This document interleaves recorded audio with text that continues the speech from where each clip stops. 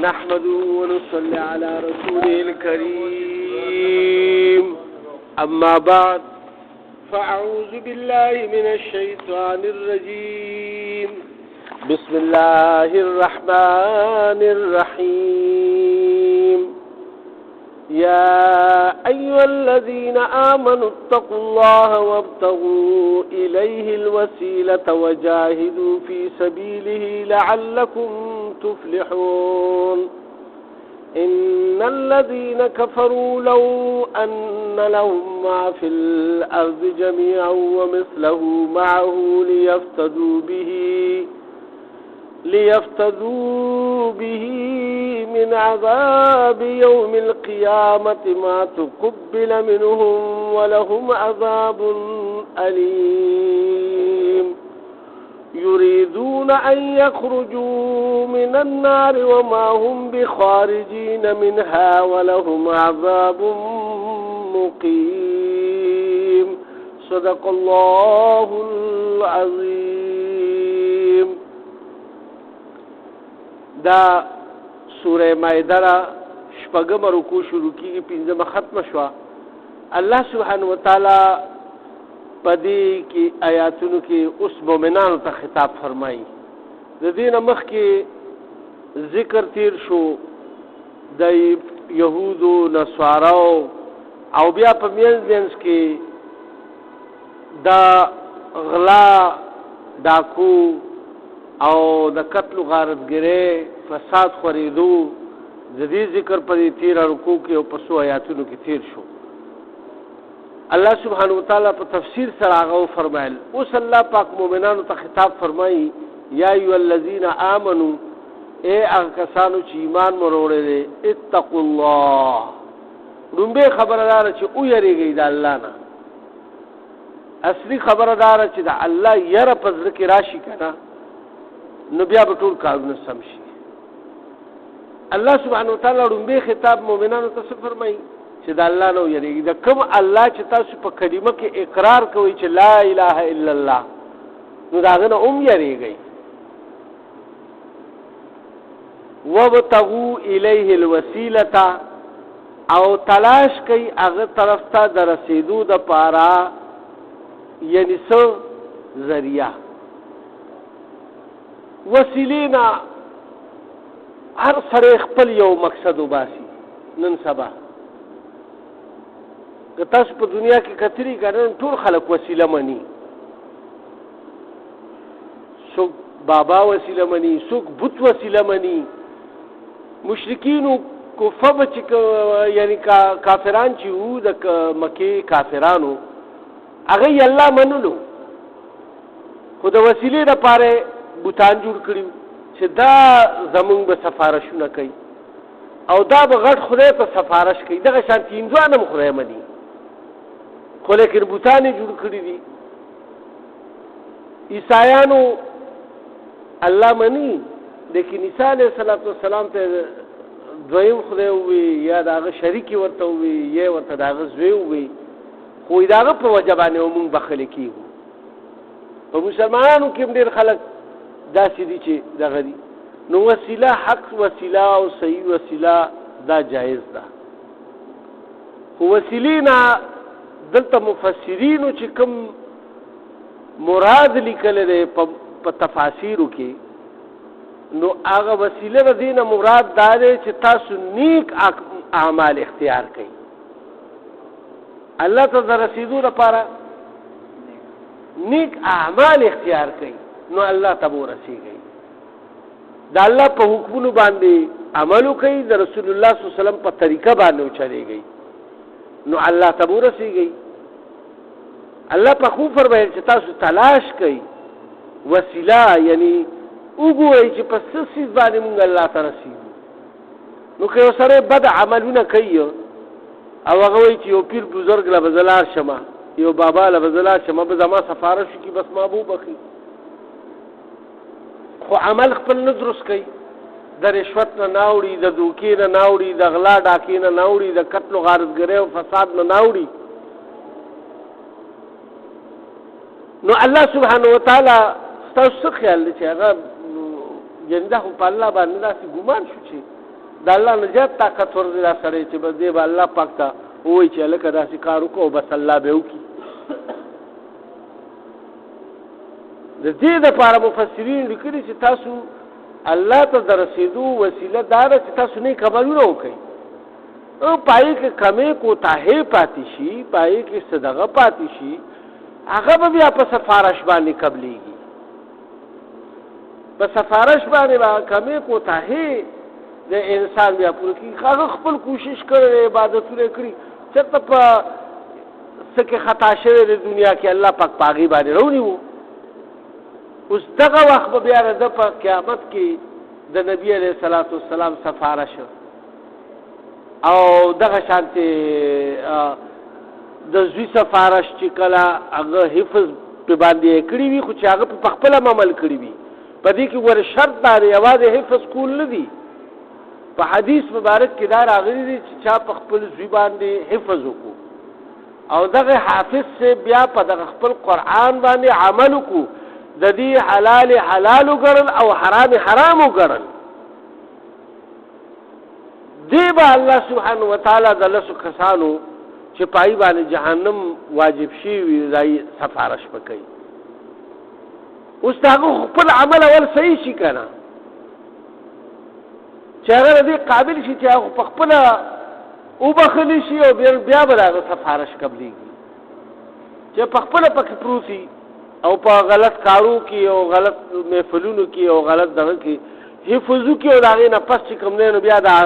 د قرآن خیال ورسره ني، د هغې تقدس خیال ورسره ني. نن مولانا صاحب مازدیګر مونځ کې همدغه وفرمایل چې عالم هغه دی چې هغه په خپل علم باندې عمل کوي، دا نه چې علم یې وکړو او بیا د هغې تقدس خیال نه ساتي، په هره معاشره کې هر ځای کې ناست وي او بس هر گپ شپ کې شامل وي. نه د علم خپل یو دغه دی، هغه له چې الله پاک ګوره د قرآن علم ورکو، د حدیث علم یې ورکو، نو هغه د دین عالم شو، نو هغه بیا په داسې ځای کې ناسته پاسته نه کوي چې هغه قابل اعتراض وي، او نه به داسې خبرو او گپ شپ کې پرېوځي چې هغه قابل اعتراض وي، هغه سره دا څیزونه نه ښایي، بلې چې د الله کلام د هغه په زړه کې پروت دی او د هغې باندې دی پوهه شوی دی او دی داسې محفلونو نه بیا اجتناب کوي. نو دغه هغه وسیله ده چې الله پاک وفرمایل چې تاسو اول خپل عملونه صحیح کوئ. بیا مفسرینو دا لیکلي دي چې یعنی مطلب دا دی عمل بعضې وخت کې لکه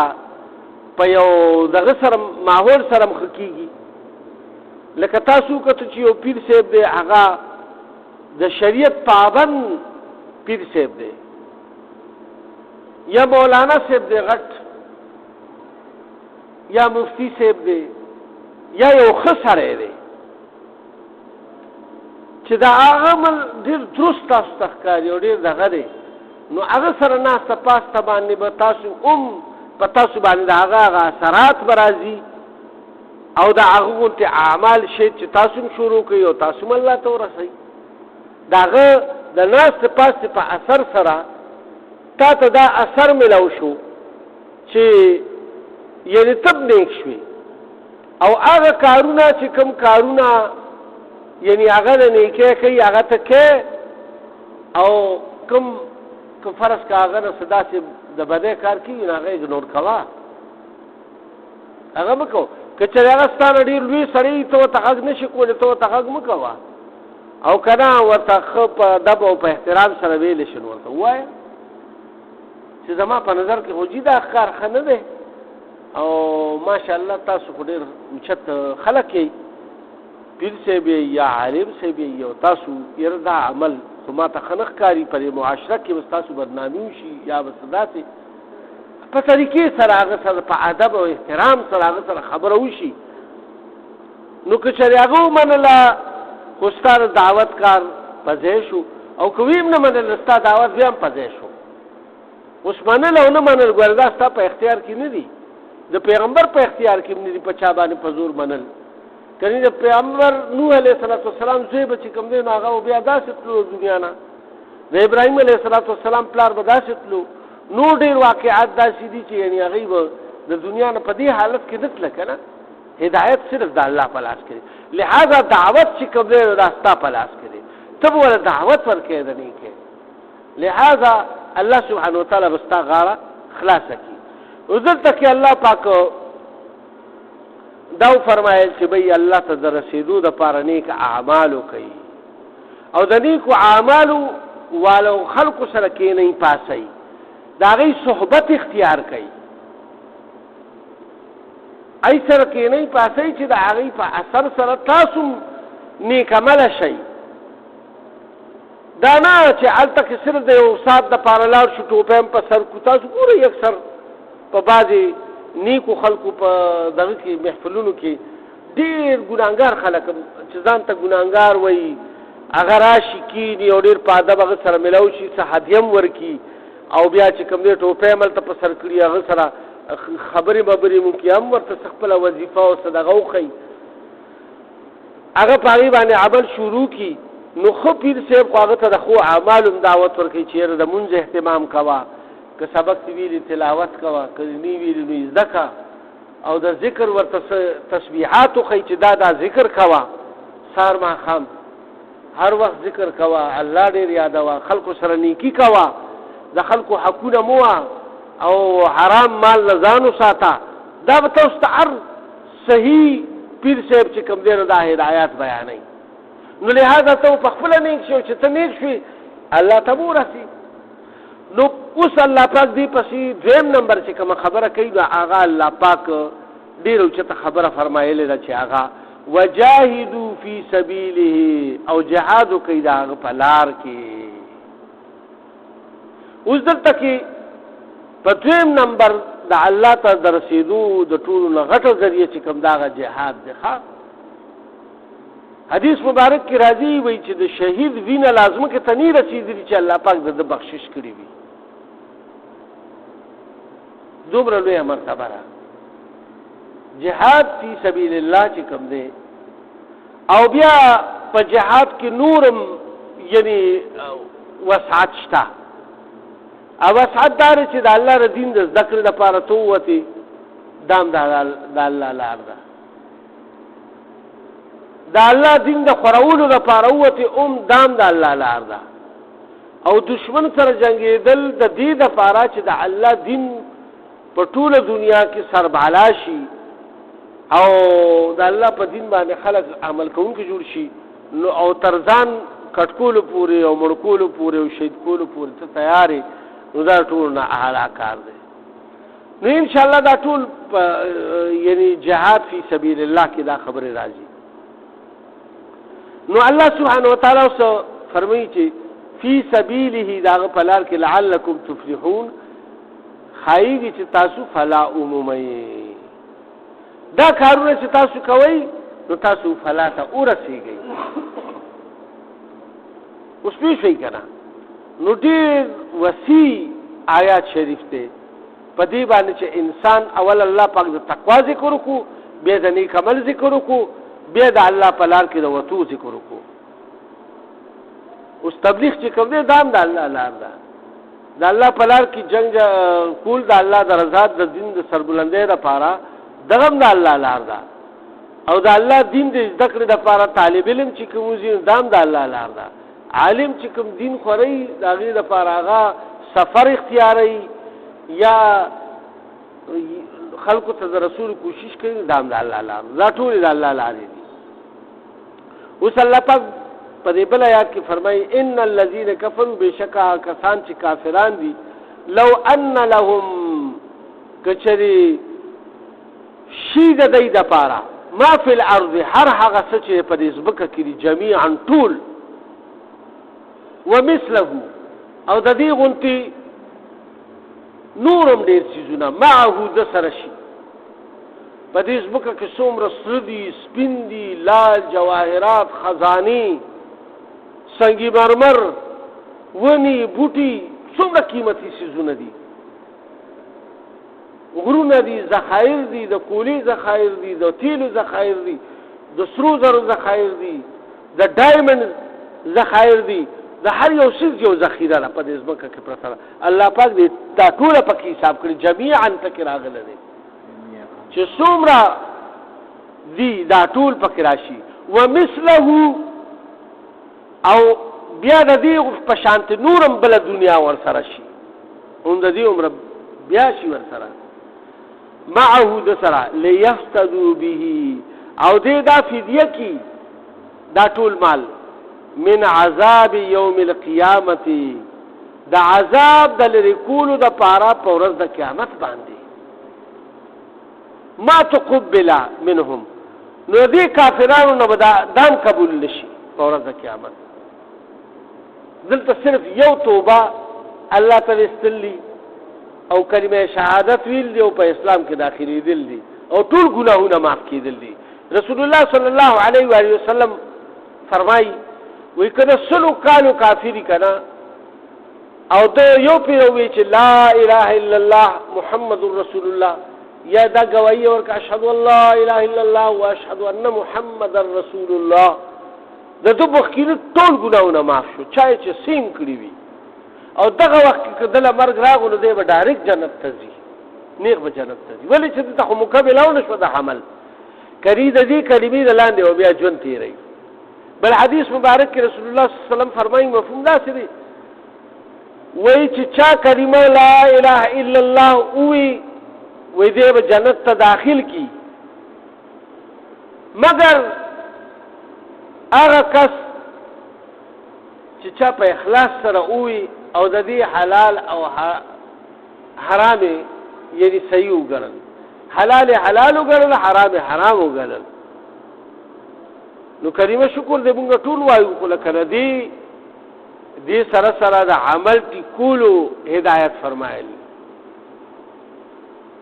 چې عمل ور سره زمونږ صحیح شي. ځکه صحابه ته پوښتنه کو چې وایي لکه څه مطلب وایي بزدي دا مطلب د تاسو خپل عمل د کریمې د دلان نه کوي ژوند اوس پیښ وي تاسو حاجی. اوس الله پاک فرمایي چې ولهم عذاب الیم او د دې لپاره به عذاب دردناک وي. اوس الله پاک فرمایي یریدون او دې دا غواړي ان یخرجوا من النار دې به دا غواړي چې اوزي دغه اورنا چوزي د کوم ځای نه د جهنم نه وما هم بخارجین او دې بنوزي بیا د جهنم نه وتن کی بنی د جهنم نه منها دغه نه ولهم عذاب مقیم او د دې د پاره به همیشه والا عذاب وی مقیم چې قائم وي په سړي باندې د یو لمحې لپاره هم نه لرکېږي دې ته مقیم وي. ښه دا مقیم ټکي ګوره دې نه وته دی څنګه چې یعنی مرکز کې اکثر دا سوال کېږي چې مقیمین حضرات یعنی هغه خپل جندونه ورکړي وي دا غځای لپاره په مشوره باندې یو ورځ دوه ورځې دلته کړي تراشي او کني بس ټول عمرونه ورکړي دي. نو دلته کې الله پاک فرمایي والسارق والسارقه اعلان کې دینه مخکې چې کومه خبره تیر شوې ده د دینه مخکې چې کومه خبره تیر شوې ده نو هغه دا تیر شوی و چې هغه د جتی په شکل کې چې کوم سړی غونډګردي کوي یعنی یو ټولګي جمع شي یو غټ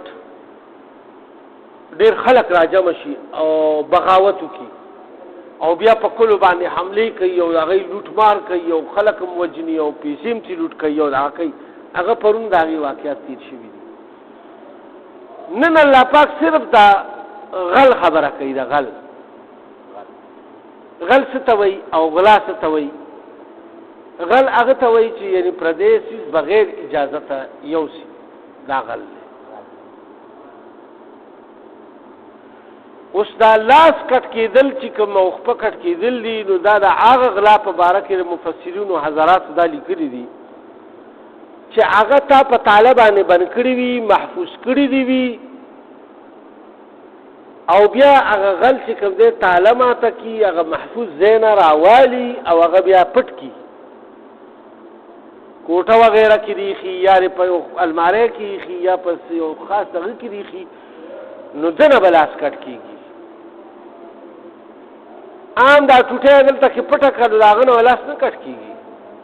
تا د یو شي د داسې بس دغلته کې جومات مخې ته راغی او موټر سایکل دې ودرولو یا موټر دې ودرولو نه تاله کو نه دغه کو خپل احتیاط ته اړولو کو او داسې دې بس ودرولو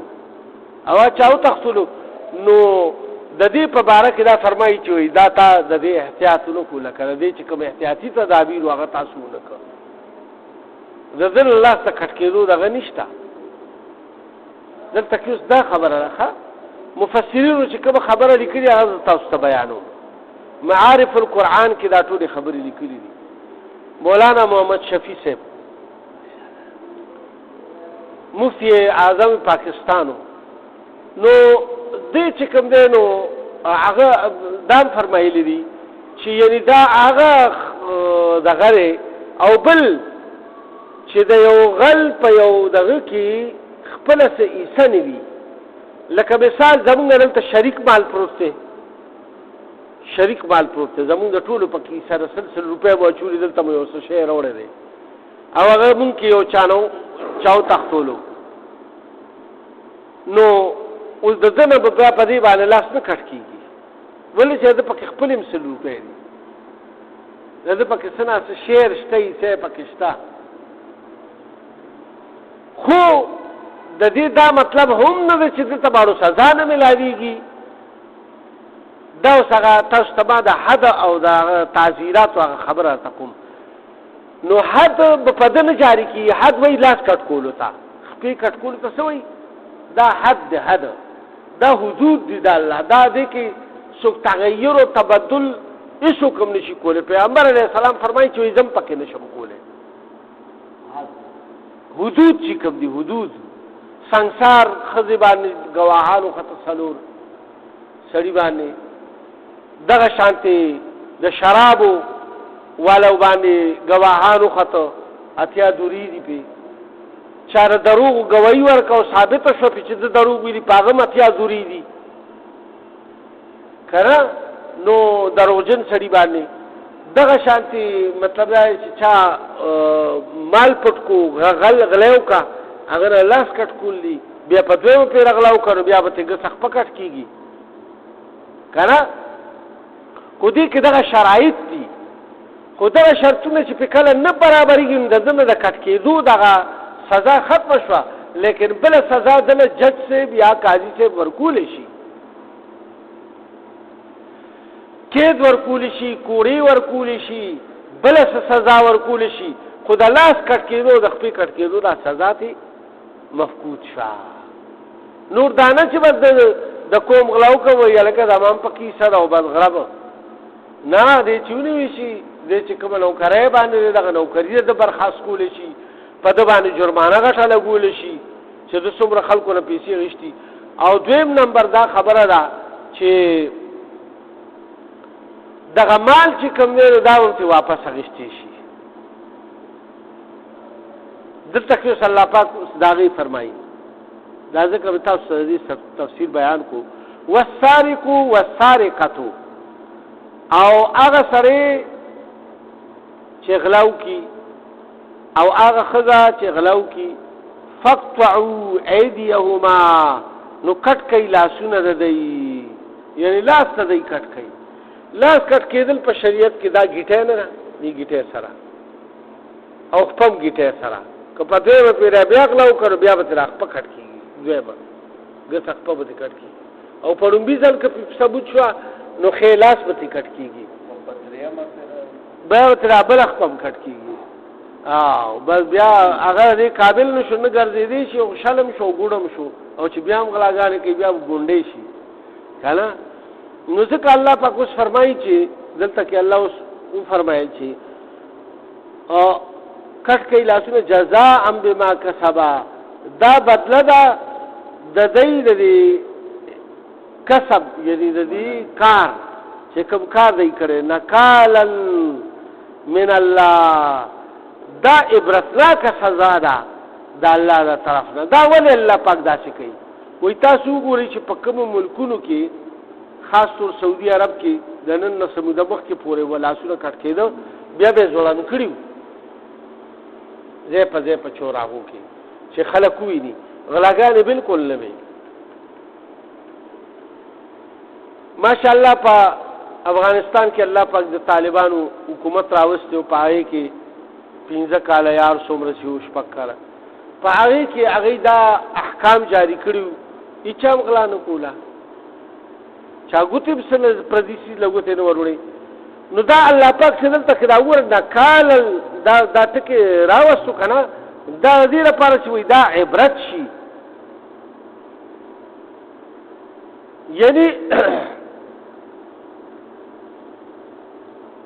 چې دا عبرت شي د دوی لپاره دا الله طرف نه والله عزیز حکیم او الله چې کوم دی نو هغه غالب ذات دی او حکمت والا ذات دی لومبۍ خبره دا ده چې الله پاک په خپلو حکمونو کې غالب دی هغه ته څوک مخې ته نشي راتلی زورور دی حکمت والا دی خو چاته بعضې وخت کې بس مهلت ورکي چې غږ ورته نه کوي په لاس او په خپې باندې په لاس یې نه شل کوي په خپې نه شل کوي په سترګو یې نه ړون کوي په بدن والا فالج نه راولي دا د حکمت دی الله پاک دله یو زندګي ورکړې ده هغې امتحان کې دی روان دی تر مرګه پورې دله ازادي ده او بعضې وخت کې د دې نه مخکې روم نیسي الله عزیز ذات دی غالب دی په خپلو قدرتونو فمن تابه او چا چې توبه وویسته من بعد ظلمه پس د ظلم نه د ظلم کولو نه واصلحه او نیک عمل اختیار کو فإن الله يتوب علیه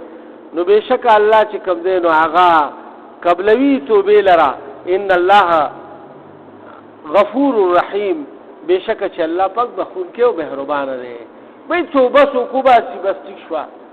او د غلا نه توبه وویسته لا نیولې شوی نه دی او بیا هغه سړي له خپل مال واپس کو چې بی زه د الله یاره زما په زړه کې راغه زه تر اوسه پورې نه راکېدم خپل مال زه تا ته واپس کوم ما معاف هم که تا ته تکلیف ملو شوی دی او ما اوس توبه وویسته بس دی به الله پاک وبخي خو حقوق به واپس کوي چې کوم حق یې والی دی هغه به واپس کوي اوس الله پاک دا فرمایي علم تعلم آیا تاسو ته دا پته نشته ان الله چې الله چې دی له ملک السماوات والارض یعنی چې د هغه لپاره بادشاهي د اسمانونو او د ځمکه یعنی تاسو ته ښه پته ده چې الله دپاره بادشاهي د ځمکو او د اسمانونو صرف او صرف د الله دپاره ده يعذب من یشاء ويغفر لمن یشاء عذاب به ورکړي چاله چې وغواړي او به بخي څوک چاله چې وغواړي الله سبحانه وتعالی خو بادشاه دی د هغه نه څوک تپوس کولو والا دی والله على كل شيء قدیر والله پاک په هر څیز باندې قادر دی ذکر دې لپاره په حدیث مبارک کې راغلي مفهوم داسې دی وایي چې ګناه وړه مه ګڼئ تاسو به یو ګناه وړه وګڼئ په ورځ د قیامت به مو الله پاک په هغې کې رونیسي بیا به څه کوئ ډېر غټې غټې نیکۍ به مو کړي وایي به تا دا کار ولې کړی دی بهی د دې جواب راکړه بس او بس ورته وایي ځه بس وي جهنم ته وغورځوئ او وایي نیکي م وړه مه ګڼئ او مه یې پرېږدئ نیکي ده ته یې مړه یاره په دې بس دا دونه غټې غټې نیکۍ کوم په دې به څه وشي بعضې وخت کې به د هغه قبولې نه شي وړه غوندې نیکي به قبوله شي الله پاک به د هغې د وجې نه په جنت کې داخل کړي د دې دپاره به